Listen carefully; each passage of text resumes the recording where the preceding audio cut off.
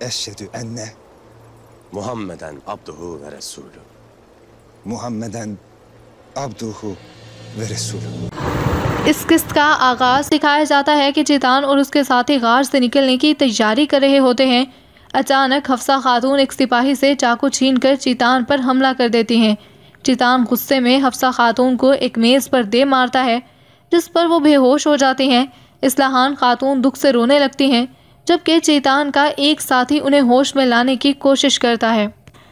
इसके बाद वामसी और उनके साथियों को मखसूस मकाम की तरफ जाते हुए दिखाया जाता है। उस जगह पर पहुंचकर वामसी अपने साथियों से कहते हैं, तुम सब यहाँ झाड़ियों में छुप जाओ।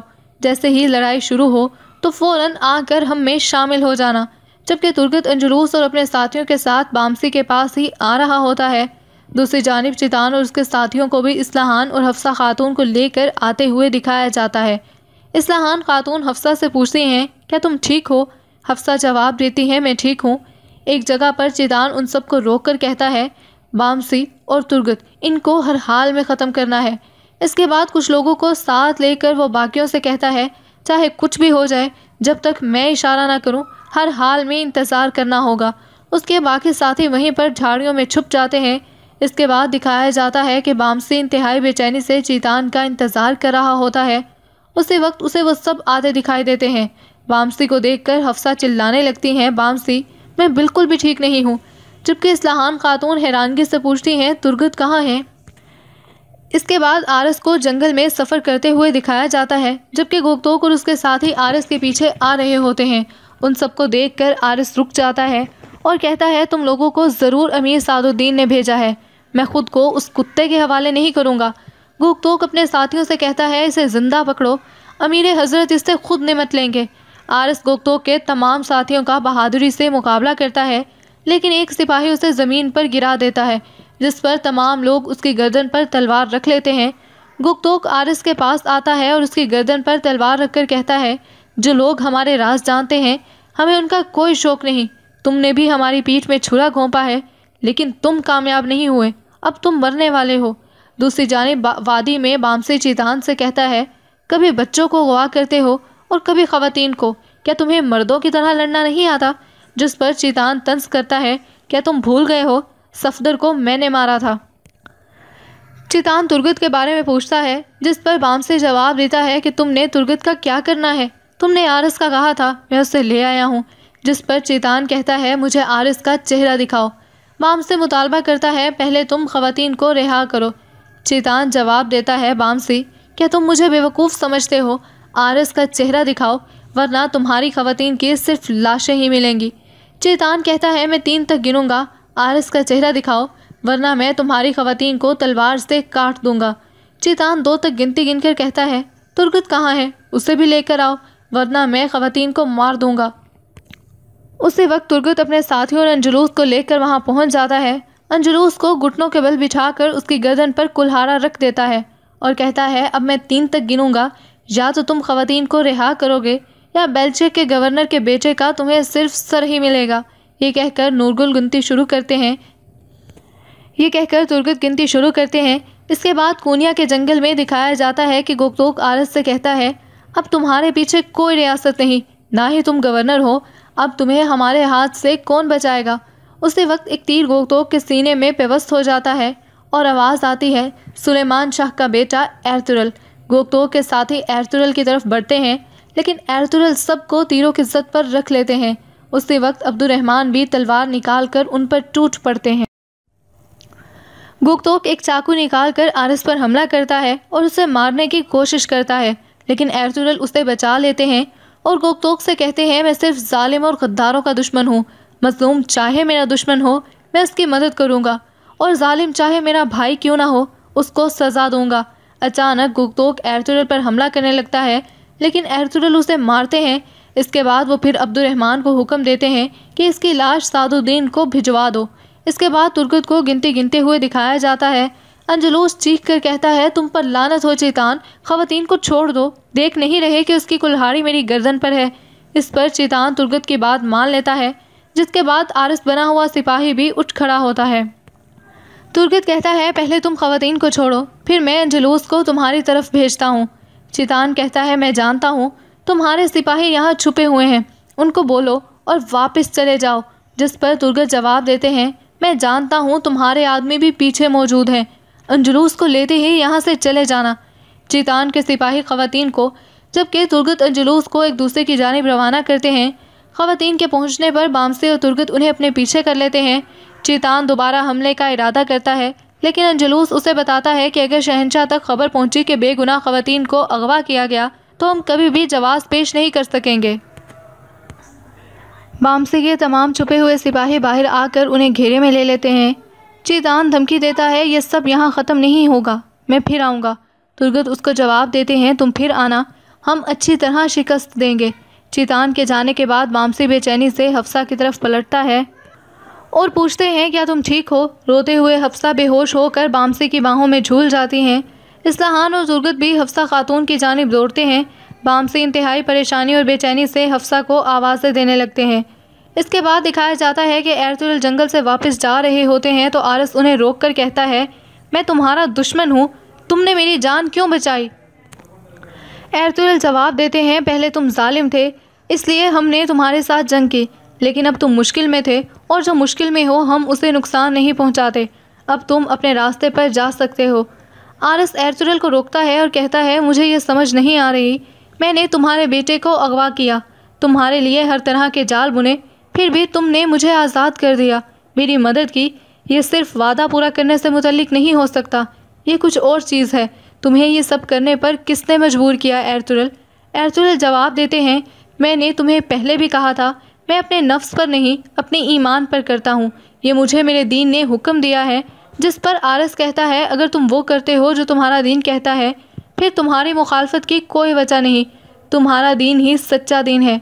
बराए मेहरबानी मुझे बताओ कि तुम्हारे दीन में आने के लिए मुझे क्या करना होगा। इसके बाद दिखाया जाता है कि कुछ सिपाही एक लाश अमीर सादुद्दीन के पास लेकर आते हैं। देखने पर मालूम होता है कि वो गुक्तोक की लाश है। अमीर सादुद्दीन पूछते हैं, ये कैसे हुआ? सिपाही बताते हैं, हमें कुछ खबर नहीं, वो एक दरख्त के नीचे छोड़ गए थे। अमीर सादुद्दीन दिल में सोचते हैं, मैं तुमसे एक एक चीज़ का हिसाब लूँगा एर्तुगरुल, मैं तुम्हें इबरत के तौर पर महल के मरकज़ी दरवाजे पर लटकाऊँगा। दूसरी तरफ एर्तुगरुल आरिस से कहते हैं, ऐसे फैसले लम्हों में नहीं किए जाते, तुम अच्छी तरह सोच लो। जिस पर आरिस जवाब देता है, मैं सोच चुका हूँ, जो किरदार मैंने तुम्हारे अंदर देखा है अपने किसी दोस्त में भी नहीं देखा। हो सकता है ये अल्लाह की तरफ से मेरे लिए आखिरी मौका हो, तुम बराए मेहरबानी मुझे बताओ कि मुझे क्या करना होगा। एर्तुगरुल आरिस को घुटनों के बल बिठाकर उसके सामने बैठ जाते हैं और उसे कलमा पढ़ाते हैं। कलमा पढ़ने के बाद दोनों के चेहरे पर मुस्कुराहट दौड़ जाती है। इसके साथ ही ये किस्त अपने इख्तिताम को पहुंचती है। उम्मीद है कि आपको ये वीडियो पसंद आई होगी। इसको लाइक कर लें, शेयर कर लें, हमारे चैनल को लाजमी सब्सक्राइब कर लीजिए। अपना फीडबैक देना मत भूलिएगा। आपसे मिलेंगे अगली वीडियो के साथ, तब तक के लिए अल्लाह हाफ़िज़। दौलत उस्मानिया। लोई भागता हुआ दरिया में डूबकर मरा सुलेमान हंगरी के पायतख्त बौदा में पहुंचा। बाशिंदगान शहर ने हथियार डालकर दरवाजे खोल दिए। हंगरी के जो उमरा बुमाकिस की तबाही से बच गए थे, उन्होंने सुलेमान की खिदमत में हाजिर होकर इताअत का हल्फ लिया। चूंकि शाल और लावल्द मर गया था, इसलिए सुलेमान की तहरीक से उन्होंने हमराए हंगरी के तहत कांटा जोपोलिया का इंतखाब किया, जो ट्रांसल्वेनिया का अमीर और हंगरी के बकाबर में था। उसके चंद दिनों के बाद सलीम को इत्तला मिली कि एशियाई कूचक में कुछ बगावत की सूरतें रोनुमा हो रही हैं। चुनांचे वो फ़ौरन बौदा से कुस्तुनतुनिया की तरफ रवाना हो गया। हंगरी के बाद सरहदी किलों में तुर्की दस्ते मुतय्यन कर दिए गए। हंगरी में खाना जंगी। हंगरी के तख्त के लिए ज़ापोरिया का इंतखाब खाना जंगी का बाइस साबित हुआ। आर्कबोग फर्डिनेंड जो शहंशाह चार्ल्स पंजम का भाई था और जिसे चार्ल्स ने ऑस्ट्रिया की आर्चडीची मुंतकिल कर दी थी, एक सुलहनामा की रोज से जो चार्ल्स और साबका शाह लुई के दरमियान हो चुका था, हंगरी के तख्त का दावेदार हुआ। दूसरी तरफ ज़ापोलिया और उसके हामी ने अपनी मुवाफकत में हंगरी का एक कदीम कानून पेश किया जिसकी रोज से हंगरी के बाशिंदे के अलावा कोई दूसरा शख्स वहाँ का बादशाह मुंतखब नहीं हो सकता था। लेकिन बावजूद इस कानून के मगरबी हंगरी के उमरान ने फर्डिनेंड को मुंतखब कर लिया। इसके बाद जंग नागुज़ेर हो गई। फर्डिनेंड के साथ ऑस्ट्रिया की मदद शामिल थी।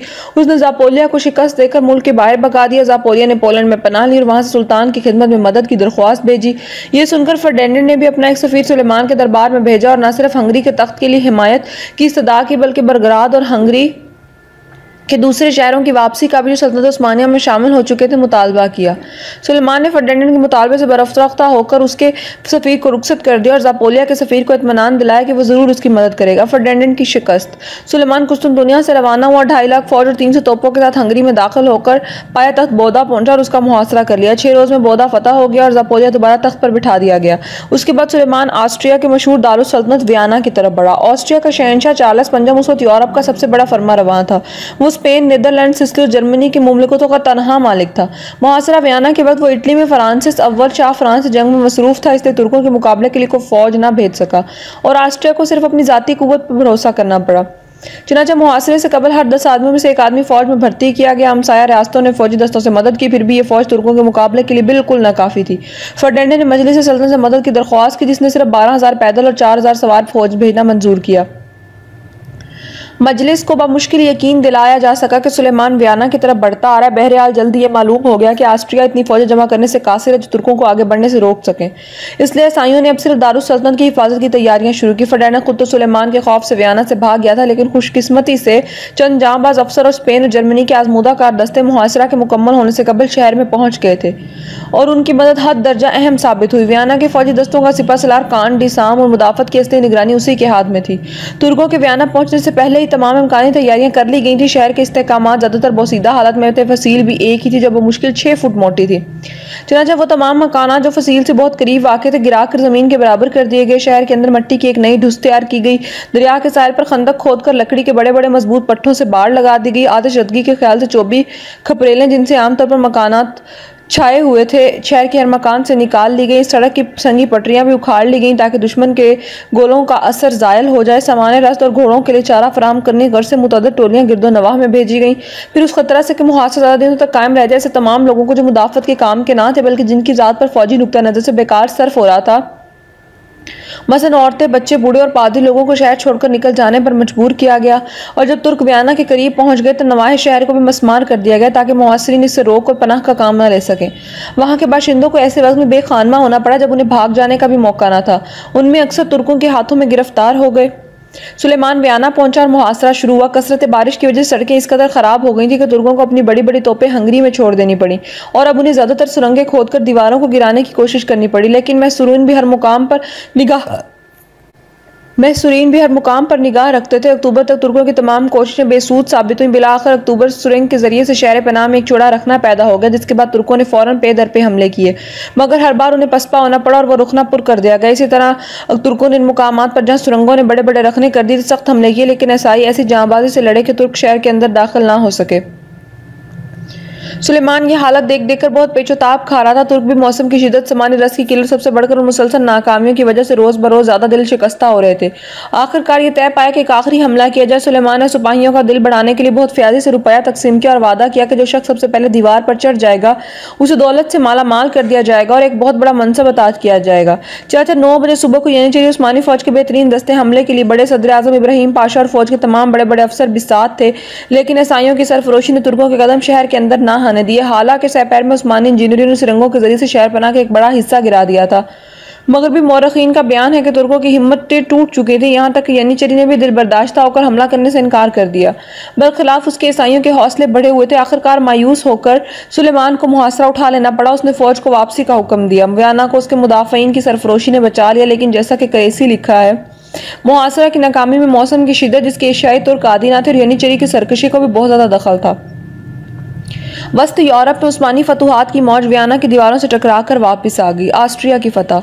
3 साल के बाद सुलेमान फिर एक जबरदस्त फौज के साथ हंगरी पर हमला आवर हुआ और वहां से वियना का रुख किया। अब की बार शहंशाह चार्ल्स ने ऑस्ट्रिया की फौज की कमान खुद अपने हाथ में ली, लेकिन किला गंज की फतह में जो रास्ते में वाक़ था 3 हफ्ते की मुद्दत सर्फ हो गई और उस पर कब्जा करने के बाद सुलेमान ने वियना की तरफ बढ़ने का इरादा नस्ब किया, बजाय इसके वो ऑस्ट्रिया की तरफ मतवज्जो हुआ और उसे फतह करता हुआ कुस्तुनतुनिया लौट गया।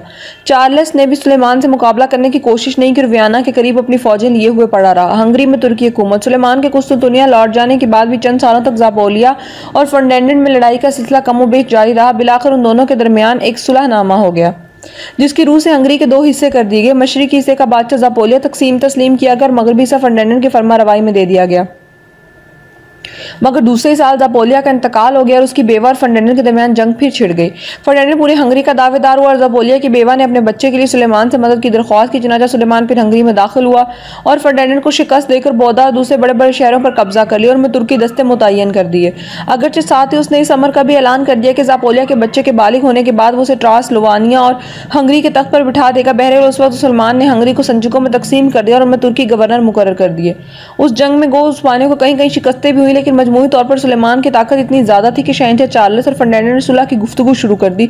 5 साल के लिए सुलह कर ली गई और सुलहनामा की रूह से तकरीबन तमाम हंगरी और ट्रांसल्वानिया पर सुलेमान का कब्जा बदस्तूर कायम रहा और फर्डिनेंड ने बाब अली को 30,000 वकात सालाना खराज देना मंजूर किया। सुलेमान साहिब कुरान। ये सुलहनामा जिसमें शहंशाह चार्ल्स पंजम, पॉप जमहूरिया वेनिस और शहंशाह फ्रांस शरीक थे, इस बात का सबूत है कि मसीही यूरोप ने सुलेमान का साहिब कुरान होना तस्लीम कर लिया था। ऑस्ट्रिया को सल्तनत उस्मानिया के सामने इस हद तक झुकना पड़ा कि उससे कबल सुलह के मुतल्लिक जो मुरासलत हुई थी उसमें फर्डिनेंड ने अपने को सदर आज़म इब्राहिम पाशा का भाई लिखना मंजूर किया और उस तरह अपना मर्तबा एक तुर्की वजीर के मर्तबे के बराबर करार दिया। फ्रांसिस अव्वल ने भी कई बार निहायत अदब और आज़ी के साथ सुलेमान से मदद की दरख्वास्त की थी और सुलेमान ने उसकी दरख्वास्त पर हंगरी और जर्मनी पर हमला करके चार्ल्स को मजबूर कर दिया था कि वो अपनी फौजें फ्रांस से हटा ले। नेज़ फ्रांस के दुश्मनों पर हमला करने के लिए उसने एक जंगी बेड़ा बहर रूम में भी रवाना किया था। यूरोप की खुशकिस्मती थी कि उसी दौरान में सुलेमान को ईरान की जानिब मतवज्जो होना पड़ा और दौलत उस्मानिया की अस्करी कुव्वत 2 महाजों में तकसीम हो गई। फर्डिनेंड का सफ़ीर बोस बकीस जो सुलेमान के दरबार में मामूर था लिखता है, हमारे और तबाही और बर्बादी के दरमियान अहले ईरान ही सिर्फ एक रोक है। तुर्क हमें ज़रूर आदबाते मगर ईरानी उन्हें रोके हुए हैं। ईरानियों के साथ तुर्कों की इस जंग से हमें सिर्फ मोहलत मिल गई है, मुखलिसी और निजात नहीं हासिल हुई है। ईरान की मुहिम। सुलेमान ईरान की मुहिम पर रवाना हुआ। चंद माह कबल उसने इब्राहिम पाशा को एक बड़ी फौज के साथ भेज दिया था। इब्राहिम सीधा तब्रेज़ पहुंचा और उस पर बगैर किसी मुज़ाहमत के कब्जा कर लिया। तब्रेज़ ही में सुलेमान भी उससे आकर मिल गया और वो दोनों वहां से मोसुल और बगदाद की तरफ रवाना हुए। रास्ते और मौसम की खराबी की वजह से तुर्की फौज को बहुत कुछ नुकसान बर्दाश्त करना पड़ा। बिलाखिर सुलेमान बगदाद पहुंचा और वहां के हाकिम ने शहर उसके हवाले कर दिया क्योंकि शाह तहमासप ने तुर्कों से मुकाबला करने की जहमत ही नहीं गवारा की। इस तरह मोसुल और बगदाद के 2 बड़े सूबे आसानी के साथ सल्तनत उस्मानिया में शामिल कर लिए गए। फिर सुलेमान ने ईरान पर हमले किए और एडानोदान के मजबूत शहरों के अलावा आर्मीनिया, मेसोपोटामिया के बाज़ बड़े इलाके अपनी सल्तनत में शामिल कर लिए। ईरानियों ने मुतफर्रिक तौर पर तुर्की फ़ौज का मुकाबला किया और तुर्कों को मौसम की सख्ती और सामान रस्त की अदम फराहमी के बायस काफ़ी नुकसान पहुँचाया, लेकिन खुद शाह ईरान की तरफ से कोई मुदाफ़त नहीं हुई और तुर्क अपने मफतूहात पर बदस्तूर कायम रहे। इन इलाकों के अलावा सुलेमान ने अपनी बहरी कुव्वत के ज़ोर से अदन पर भी मुस्तकिल कब्जा कर लिया और सवाहिल अरब और ईरान ने शुमाली मगरबी हिंद पर इसका असर कायम हुआ। बहरी ताकत। बड़ी कुव्वत के लिहाज से एशिया यूरोप की कोई सल्तनत और दौलत उस्मानिया की हमसर ना थी। बहरी ताकत के एतबार से भी उसकी फौकियत तमाम दूसरी सल्तनतों पर मुसल्लिम थी। उस वक्त स्पेन और वेनिस के बहरी बेड़े सारे यूरोप पर हावी थे, लेकिन तुर्की बेड़े ने मुतादिद मार्कों में उनको शिकस्त दी। बहरी कुव्वत के एतबार से स्पेन और सल्तनत उस्मानिया में ज़्यादा फ़र्क ना था, लेकिन स्पेन के साथ वीनस और पोप के बेड़ों के शामिल होने के बाद इत्तहादियों के बेड़े जहाज़ों की कसरत, तादाद और साइज़ के लिहाज से तुर्की बेड़े से बहुत ज़्यादा बढ़ जाते। ताहम 2 बड़े मार्कों में जबकि ज़बरदस्त इत्तहाद उनके खिलाफ था, तुर्क कामयाब रहे और सुलेमान के अहद हुकूमत में बराबर तुर्की बेड़े का इक़्तिदार बहर रूम में कायम रहा, जिसकी वजह से सुलेमान ने अलजायर, अर्दन और तराबलस की सूबे और बहर स्पेन के मुतअद्दिद जजीरे जो वीनस के कब्जे में थे फतह करके अपनी सल्तनत में शामिल कर लिए। बहरी कज़ाक। सुलेमान के इब्तदाई अहद में शुमाली अफ्रीका के मुसलमान फरमारवां इस कदर कमज़ोर थे कि वो साहिली इलाकों के अलावा अपनी मुमलिकत के जनूबी हिस्सों पर अपना तसल्लुत कायम नहीं रख सकते थे और ख़ुद साहिल के शहर भी बहरी कज़ाकों की आमाजगाह थे, जिनमें से बाज़ उन फरमारवाओं की इताअत बराए नाम तस्लीम करते थे, लेकिन अक्सर बतौर ख़ुद बहर रूम में लूट मार मचाते रहते थे। ये बहरी कज़ाक 10-10 और 20-20 जहाजी बहरी जहाज़ों के बेड़े बनाकर अपने जुरी और नहायत तजर्बाकार सरदारों की क़यादत में माल गनीमत के लिए बहर रूम में फिरा करते थे और स्पेन और इटली और फ्रांस, कभी कभी इंग्लैंड और आयरलैंड के साहिलों पर भी हमले किया करते थे। सुल्तान सलीम ने बहरी कुव्वत पर ख़ास तवज्जो की थी और जहाज़ों की तादाद और साइज़ में बहुत कुछ इजाफा किया था।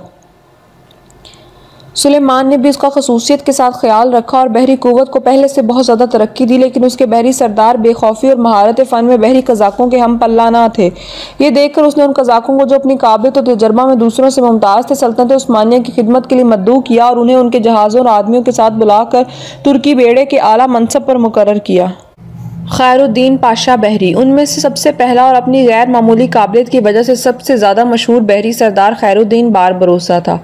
ये शख्स पहले चंद जहाज़ों को साथ लेकर बहर रूम के तिजारती जहाज़ों पर छापा मारा करता था और फिर सारी इलाकों पर हमला आवर होने लगा।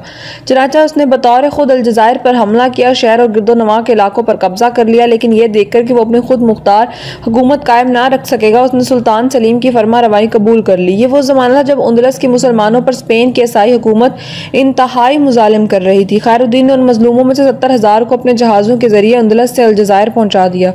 फिर जब सुलेमान तख्त पर आया तो उसने खैरुद्दीन को उस्मानी बहरिया का अमीर आज़म मुकर्रर किया। चनाचा उसने शहनशाह चार्ल्स के ज़बरदस्त बेड़े पर हमला किया और कोरन पेट्रास और दूसरे साली शहरों को, जिन पर चार्ल्स के मशहूर अमीरुल बहर एंड्रिया डोरिया ने कब्जा कर लिया था, वापस लेकर सवाहिल इटली पर हमला आवर हुआ। उसके बाद सुलेमान की तहरीक से उसने तोनस पर कब्जा करके उसे अलजायर की रियासत में शामिल किया। तोनस के हफ्सी सुल्तान हसन ने शहनशाह चार्ल्स से फरियाद की। चार्ल्स खुद 500 जहाज़ों का बेड़ा और 30,000 फौज लेकर तोनस पर हमला आवर हुआ। खैरुद्दीन को शिकस्त हुई, उसे तोनस छोड़ना पड़ा। चार्ल्स फातिहाना तौर पर शहर में दाखिल हुआ और वहाँ के बाशिंदों और स्पेनी हमले के खिलाफ खैरुद्दीन को किसी तरह की मदद ना दी थी। ताहम चार्ल्स ने अपने सिपाहियों को शहर लूट लेने की इजाज़त दे दी। इस वाक़े पर एवर्सले का बयान है कि मुजालिम और गारतगरी का जो मंजर पेश आया वो नाकाबिल यकीन है। शहर के 30,000 बेकसूर बाशिंदे कत्ल कर दिए गए और 10,000 गुलामों के तौर पर फरोख्त किए गए। मस्जिदें और तमाम खास इमारतें जलाकर बर्बाद कर दी गई। मस्जिदें गिरजों की शक्ल में तब्दील कर दी गई। कुतुब खाने बर्बाद कर दिए गए। इतनी किताबें रास्ते में पड़ी हुई थी कि उनके ढेरों को रोंदे बगैर कोई जामे मस्जिद तक पहुंच नहीं सकता था। लोगों को जबरन ईसाई बनाया गया। मुसलमानों की जायदादें और मकानात छीन कर ईसाइयों को देने जाने लगे। बहरहाल इस तमाम कत्ल गारतगरी का ये नतीजा हुआ कि तोनस सल्तनत उस्मानिया के कब्जे से निकल फिर सुल्तान हसन की ज़ेर हुकूमत आ गया, लेकिन हसन को सल्तनत स्पेन की इताअत कबूल करनी पड़ी और उसकी खुद मुख्तारी का खात्मा हो गया। इसके बाद तोनस पर तुर्कों का मुस्तकिल कब्जा ना हो सका। फ्रांस के साथ मखसूस मुराद। शहनशाह चार्ल्स और फ्रांसिस अव्वल में फिर जंग छिड़ी और फ्रांसिस ने सुलेमान से मदद की दरख्वास्त की। इस दरख्वास्त की बिना पर सुलेमान और फ्रांसिस के दरमियान जो मुआहिदा हुआ उससे जाहिर होता है कि सल्तनत उस्मानिया की सितवत और इक़्तिदार यूरोप में किस हद तक तस्लीम कर लिया गया था।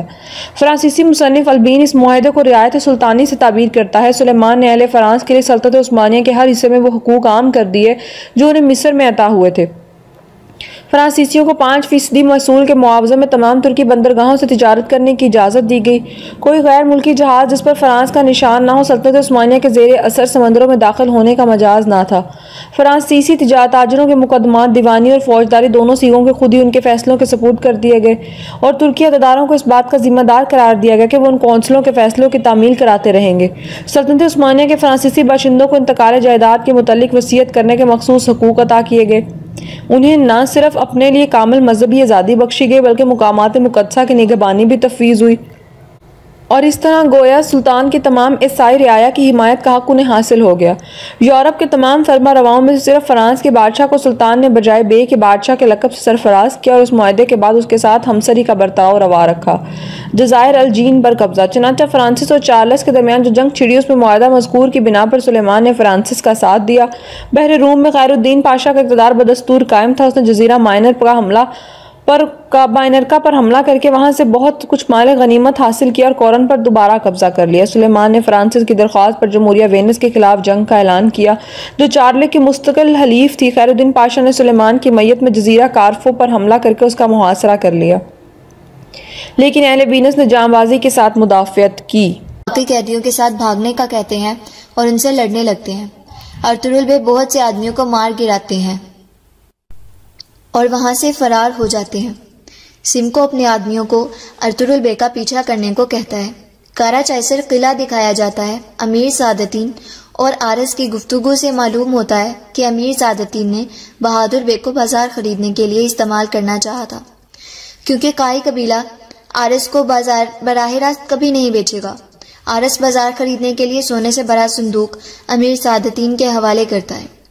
तमाम गुलाम और अर्तुरुल बे सिमको से फरार होने के बाद भी अपना सफर जारी रखते हैं। इसी जंगल में डाकुओं का सरदार मेहाली अपने गुरु के साथ बैठा होता है। इतने में एक डाकू भाग कर आता है और खबर देता है कि इसने अर्तुरुल बे को देखा है। मेहालिस कहता है कि वो तो मर चुका है, लेकिन डाकू कहता है कि इसे यकीन है वो अर्तुरुल बे ही है। मेहालिस छुपकर अर्तुरुल बे और गुलामों को वहां से भागते देखता है। कुछ देर बाद सिमको अपने आदमियों के साथ वहां नजर आता है। मेहालिस अर्तुरुल बे को कैद करके आरस से इनाम वसूल करने का सोचता है और कबूतर के जरिए आरस को खत भिजवाकर इनका पीछा करता है। हलीमा सुल्तान अर्तुरुल बे के घोड़े को देखकर कहती हैं कि तुम्हारे आने से मेरे दिल में उम्मीद जागी है कि अर्तुरुल बे भी आएंगे। लोग चाहे मुझे पागल कहें, लेकिन अगर अर्तुरुल बे ने वापस ना आना होता तो मेरे दिल में ये उम्मीद कभी ना जागती। नाजरीन, जंगल का मंजर दिखाया जाता है। सिमको अभी भी अर्तुरुल बे का पीछा कर रहा होता है। बहादुर बे अमीर सादतीन से मिलने आता है। अमीर सादतीन बहादुर बे की बहादुरी की तारीफ करता है और कहता है कि आपको आपकी बहादुरी का बड़ा इनाम दिया जाएगा। आप अपने कबीले में रहेंगे। आपके आने के बाद चाबदार कबीला मजीद ताकतवर और मुत्तहिद हो जाएगा। बहादुर कहता है कि खुदा आपको हमारी रियासत को कोई ईजा ना पहुंचने दे। अमीर सादतीन बहादुर बे से असलाहान का बहादुर बे कहता है कि मैंने जरगा बुलाने की बात की, लेकिन वो इसके हक में नहीं है। ज्यादा अहमियत चाबदार सरदारों की बात की है। मैं एक एक करके इनसे बात करूंगा और इनको कायल करूंगा। सादतीन कहता है कि आपको जल्दी करना होगी, क्योंकि अभी आपके बहुत से अहम फरीजे बाकी हैं। सादतीन पूछता है कि कौन से फरीजे? अमीर सादतीन बताता है कि दुंदार बाजार को बेचना चाहता है। आप जाएं और जाकर बाजार खरीदने में दिलचस्पी का इजहार करें। बहादुर बे कहता है कि सोना कहाँ से आएगा? अमीर सादतीन आरस से लिया हुआ सोना बहादुर बे के हवाले करता है और कहता है कि आप इस सोने से बाजार खरीदेंगे, लेकिन मेरी एक शर्त है। आपको सरदार आला बनने के लिए तमाम कोशिशें करना होगी और असलाहान खतून की शादी तुर्कत से होने से रोकना होगी। बहादुर बे रजामंदी जाहिर करता है और कबीले वापस चला जाता है। सादतीन गोगतू को हानली बाजार जाने की तैयारी करने का हुक्म देता है। आरस अपने सिपाहियों के साथ मिलकर तुर्क कबाइल पर यलगार का मंसूबा तैयार कर रहा। जब सिपाही ये खत लेकर इसके पास आते हैं और कहते हैं कि ये आपके कमरे के दरवाजे पर खंजर से ठोंका हुआ मिला है। आरस खत पढ़ता है। इसमें लिखा होता है कि अर्तुरुल बे जिंदा है, हम इसे तुम्हारे हवाले करेंगे, लेकिन तुम्हें हमें मुंह मांगा इनाम देना होगा। हमारे अगले खत का इंतजार करो। आरस खत पढ़कर सीखपा हो जाता है और लोकास को मारने लगता है। लोकास कहता है कि यह खत लिखने वाला झूठ बोल रहा है, हम तहकीकात करेंगे। आरस कहता है कि जल्द अज जल्द इस मामले पर अपनी तहकीकात मुकम्मल करो। कैदी आराम करने का कहते हैं, लेकिन अर्तुरुल बे दोबारा भागने का कहते हैं और कहते हैं कि अभी खतरा टला नहीं है। मेहालिस अभी भी हम सबका पीछा कर रहा है। हाली बाजार का मंजर दिखाया जाता है। सुल्तान का खास जासूस अर्तुग बे से कुछ सवाल पूछता है। जासूस कहता है कि ये रास्ता कहाँ जाता है। अर्तुग बे जवाब देते हैं किज़ल अलमा की तरफ। जिंदगी किस में है? अर्तुरुल बे कहते हैं शहादत में। वसालत क्या है? अर्तुरुल बे कहते हैं वतन। अर्तुग बे कहते हैं वतन। फिर पूछता है वतन कहाँ है? अर्तुग बे कहते हैं कि पूरी दुनिया। जासूस अर्तुग बे के हवाले एक खत करके चला जाता है और बताता है कि यह सरदार यानी सुल्तान ने भेजा है।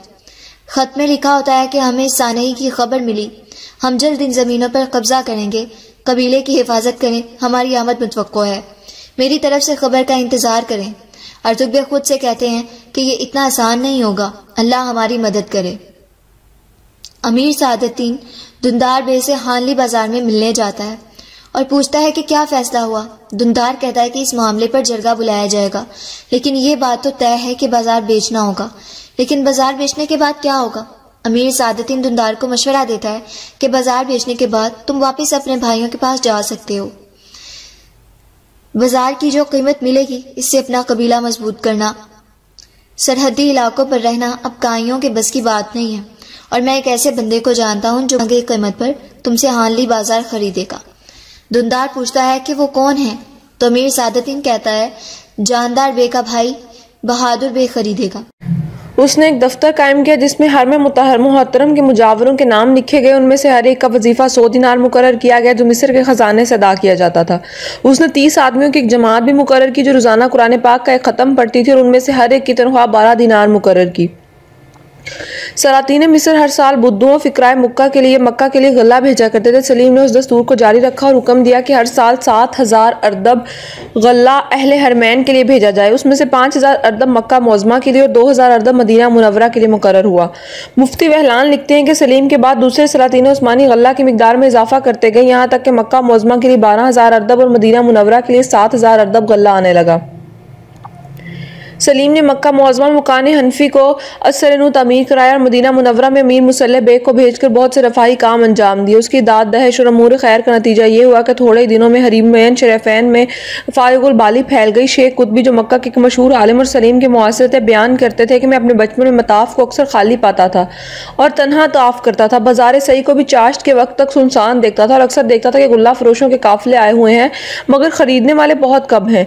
लेकिन अब दौलत उस्मानिया के अहद में लोगों की कसरत है, रिस्क वसी है, खुशहाली और फारिगुल बालिगा लोग इस सल्तनत के ज़ेरे साया अमन और इत्मीनान में हैं और इसके इनाम और इकराम के दरिया में गौते लगा रहे हैं। खिलाफत गर्ज हरमैन शरीफैन की खिदमत का शर्फ जब सलीम को हासिल हो गया तो आखिरी अब्बासी खलीफा और मतवक्कल ने जो काहिरा में सलातीन ममलूक के ज़ेरे साया ज़ाहिरी शान शौकत के साथ मगर हकीकतन बगैर किसी इख्तियार और इक़्तिदार की ज़िंदगी बसर कर रहा था, खिलाफत के तमाम हकूक़ और इम्तियाज़ात भी उसे तफवीज़ कर दिए और मुकामात मुक़द्दसा और हरमैन शरीफैन की कैंजियाँ नेज़बाज़ आसार नबविया मसलन आन हज़रत की तलवार अलम और चादर बतौर सनद खिलाफत उसके हवाले कर दिए। इस तारीख से सलातीन उस्मानी खलीफा के लक़ब से दुनिया में मशहूर हुए और खुतबों में उनका जिक्र बहैसियत अमीरुल मोमिनीन के होने लगा।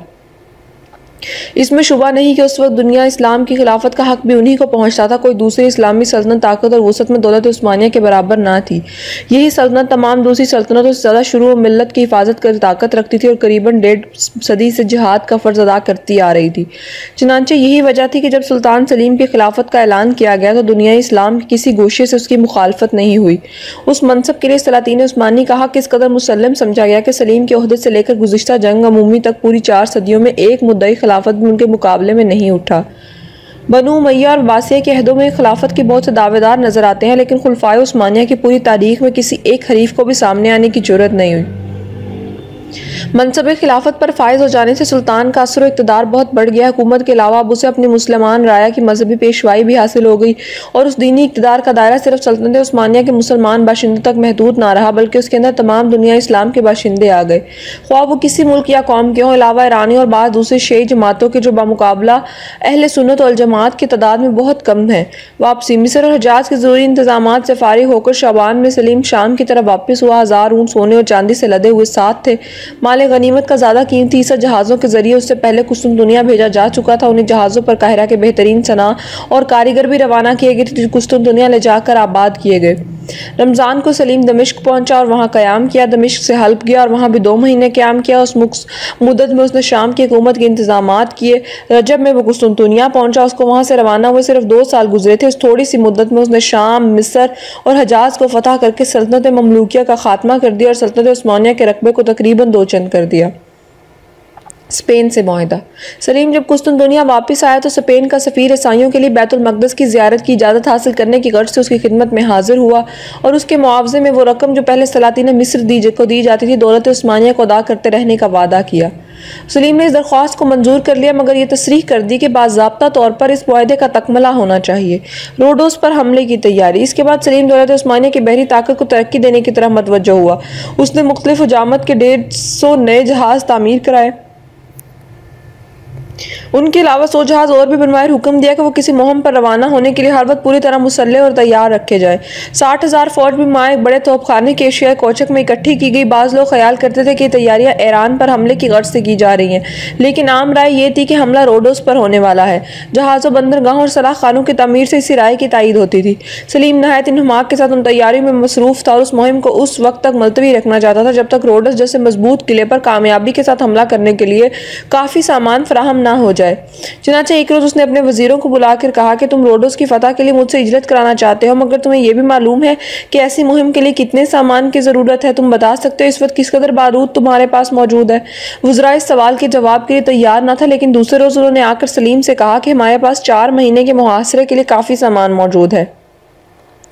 सलीम ये सुनकर बरफ़रोख्ता हुआ और कहने लगा कि 4 माह के सामान जंग से क्या होता है, जबकि उसकी 2 चंद मिकदार भी काफ़ी ना होगी। क्या तुम चाहते हो कि सुल्तान मोहम्मद सानी की सी रुसवाई मुझे भी नसीब हो? मैं उस वक्त तक लड़ाई शुरू नहीं करूंगा और ना ऐसी ना काफ़ी तैयारियों के साथ रोडोस का सफ़र करूंगा। अलावा बरी मेरा ख्याल है कि मुझे सिर्फ एक ही सफ़र इख्तियार करना है, यानी सफ़र आखिरत।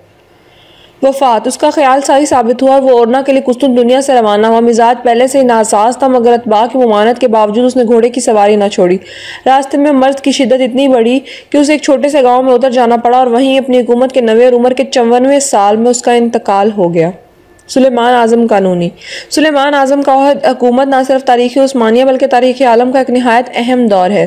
मगरबी यूरोप की सल्तनत कुरून वस्ता के खिलफशार से निकलकर अहद जदीद की मारकाराइयों के लिए तैयार हो रही थी। सल्तनत उस्मानिया और उनके दरमियान 40 साल से कोई बड़ी जंग नहीं हुई थी। यूरोप में बायज़ीद सानी की लड़ाइयाँ छोटी छोटी मसीही हुकूमतों के साथ महदूद थी। सलीम की तवज्जो तमाम तर इस्लामी सल्तनतों की जानिब मबजूल रही। इस मुद्दत में यूरोप की सल्तनतों ने बहुत नुमायां तौर पर तरक्की कर ली थी। स्पेन से मोरस का अखराज हो चुका था और वहाँ की मुख्तलिफ मसीही राह से मुत्तहिद होकर एक फरमा रवां के ज़ेरे हुकूमत आ चुकी थी। फ्रांस अपनी खाना जंगियाँ ख़त्म करके दूसरे मुल्क की फ़ौज की फतूहात के लिए निकल चुका था। इंग्लिस्तान और सल्तनत ऑस्ट्रिया में भी क़ुव्वत और इस्तेहकाम की अलामतें ज़ाहिर थी। मन जुमला देगर फ़नून के फ़न हर्ब में ख़ुसूसियत के साथ बहुत ज़्यादा तरक्की हो गई थी। बाकायदा तनख्वाहदार पैदल फ़ौजें बड़ी तादाद में रख ली गई थी। आछी असलों का इस्तेमाल कसरत से किया जा रहा था। ईसाई सल्तनतों में अपनी कुव्वत की तरक्की का एहसास और मुसलमानों से ताज़े मुकाबले का हौसला जो शिद्दत से पैदा हुआ था। यूरोप मजहबी जोश से लबरेज था और बाहमी दावतों के बावजूद तमाम मसीह सल्तनतें दौलत उस्मानिया के मुकाबले के लिए आमादा और मुस्तैद थीं। शहनशाह चार्ल्स पंजम, जिसकी वसीह सल्तनत यूरोप के निस्फ से ज़्यादा हिस्से पर फैली हुई थी, ख़ासतौर पर इस मसीही इत्तेहाद में पेश था। दौलत उस्मानिया के लिए चार्ल्स और उसके मुआवनीन से कुव्वत आजमाई करना आसान ना था, ख़ुसूसन ऐसी हालत में कि ईरान की वसीह सल्तनत दुश्मनी पर आमादा थी और शाम और मिस्र में हर वक्त बगावत का खतरा था। ताहम वो न सिर्फ इन बैरूनी और अंदरूनी खतरात से महफूज रही, बल्कि 16वीं सदी की पूरी मुद्दत में उसकी कुव्वत और सितवत में इजाफा ही होता गया और ईसाई सल्तनतों के बेहतरीन सूबे इसके मकबूजात में शामिल हो गए। उसमें शुबा नहीं कि 16वीं सदी में तुर्कों की अज़ीमुश्शान कामयाबी का सबब उनकी ज़बरदस्त फौजी कुव्वत और अपनी कौमी अजमत का एहसास था, लेकिन उस कामयाबी का असली सबब यह था कि उस्मानी सल्तनत एक ऐसे फरमारवां के हाथ में थी जो दौलत उस्मानिया का सबसे बड़ा ताजदार और उस वक्त तमाम दुनिया का सबसे बड़ा शहनशाह था। ज़ाती और साफ़ अखलाक। सुल्तान सुलेमान 26 साल की उम्र में तख्त नशीन हुआ। बायज़ीद सानी के ज़माने में जब उसकी उम्र बहुत कम थी, वो मुख्तलिफ सूबों का हाकिम रह चुका था।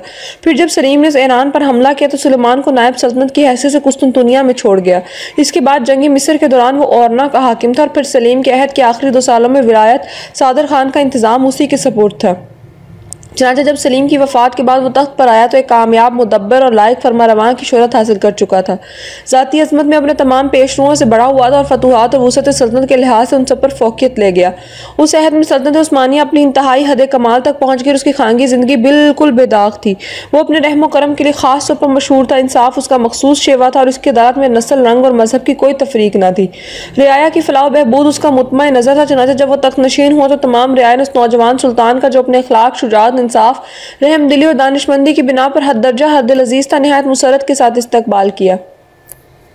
अपनी हुकूमत के पहले ही साल में उसने इंसाफ और रहमदिली की ऐसी मिसालें पेश की जिससे उसके आइंदा तर्ज अमल से मुतल्लिक निहायत खुशाइन तवक्कुआत कायम की जाने लगी। सुल्तान सलीम ने 600 मिस्रियों को बाजबर मिस्र से कुस्तुनतुनिया मुंतकिल कर दिया तो सुलेमान ने उन सबको अपने वतन वापस जाने की इजाज़त दे दी। सलीम ने बाज़ ताजरों का सामान्य तिजारत ईरान से तिजारत करने की पादाश में जब्त कर लिया था। सुलेमान ने नकद रुपया देकर उनके नुकसान की तलाफ़ी कर दी। उसके हुक्म से सल्तनत के आला बाज़ आला काम बददियानती और जुल्म के जुर्म में गिरफ्तार किए गए और उनको सख्त सजाएं दी गई। उन वाक़यात की खबरें तमाम सल्तनत में पहुंची और रियाया को अपने जान और माल की तरफ से इत्मीनान हो गया। सुलेमान ने तमाम सूबेदारों के पास काम भेजे कि रियाया के साथ किसी किस्म की ज्यादती रवा न रखी जाए और अमीर और गरीब, मुस्लिम और गैर मुस्लिम सबके साथ यकसा तौर पर इंसाफ किया जाए।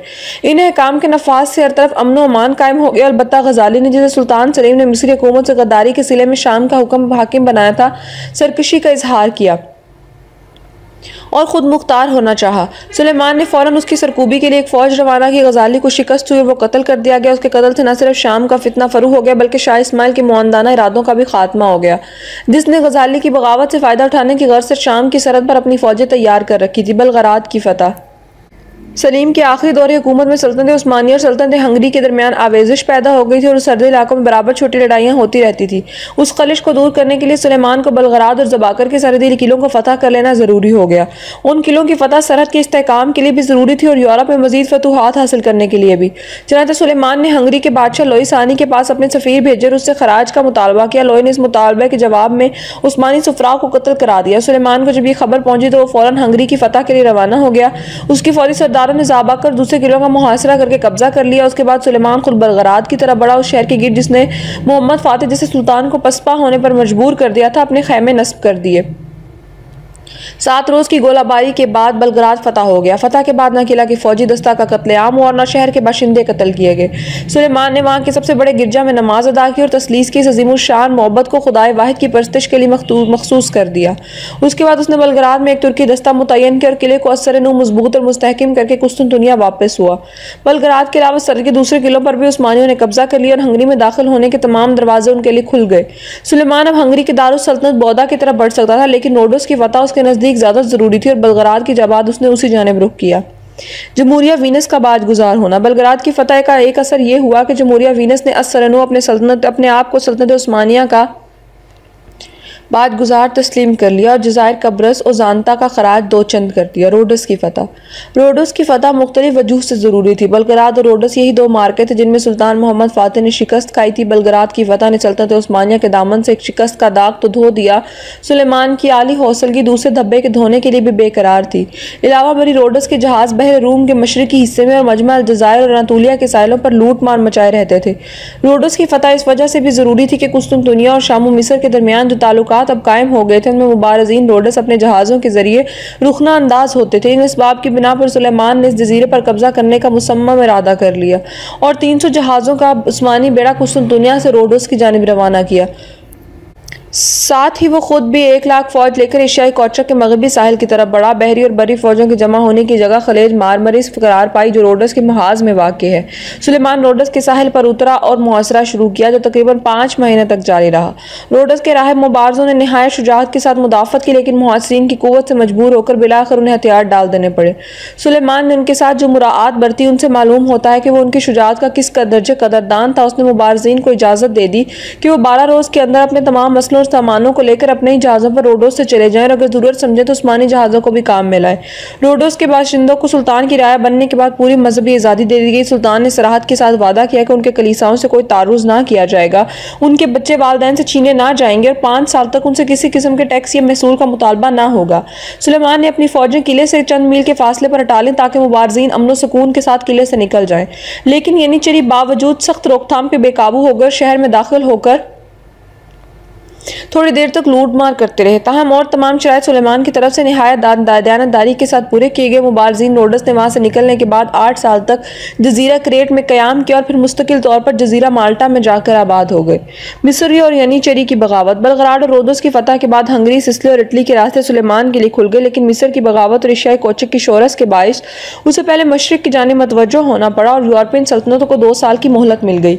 अहमद पाशा ने जो खैरबे के इंतकाल के बाद मिस्र का हाकिम मुकर्रर हुआ था, अलम बगावत बुलंद किया। उस बगावत को फरू करने के लिए सुलेमान ने एक फौज मिस्र रवाना की। अहमद पाशा को शिकस्त हुई और वो कत्ल कर दिया गया। इसके बाद सुलेमान ने सदर आज़म इब्राहिम पाशा को हुकूमत मिस्र के इंतजाम और इस्तेहकाम के लिए मामूर किया और खुद सल्तनत के दाखिली इंतजामात की तरफ मतवज्जो हुआ। अवाइल सरमा में वो शिकार की गर्ज से कुस्तुनतुनिया से और ना चला गया। रोडस की फतह को 1.5 साल की मुद्दत गुजर चुकी थी। इस दरमियान कोई दूसरी जंग पेश नहीं आई थी। यानीचरी को अमन का ये जमाना निहायत गिरां गुजर रहा था। चुनांचे सुलेमान की अदम मौजूदगी में उन्होंने कुस्तुनतुनिया में बगावत पर बर्पा कर दी और वुज़रा और दूसरे बड़े बड़े ओहदेदारों के मकानात लूट लिए। यह खबर सुनकर सुलेमान औरना से कुस्तुनतुनिया को लौटा और शोरश को फरू करने की कोशिश की। उसने बागियों के पास सरदारों को कत्ल करा दिया और 2 को अपने हाथ से कत्ल किया। फिर आम सिपाहियों को इनाम इकराम देकर बगावत का खात्मा किया। हंगरी की फतह।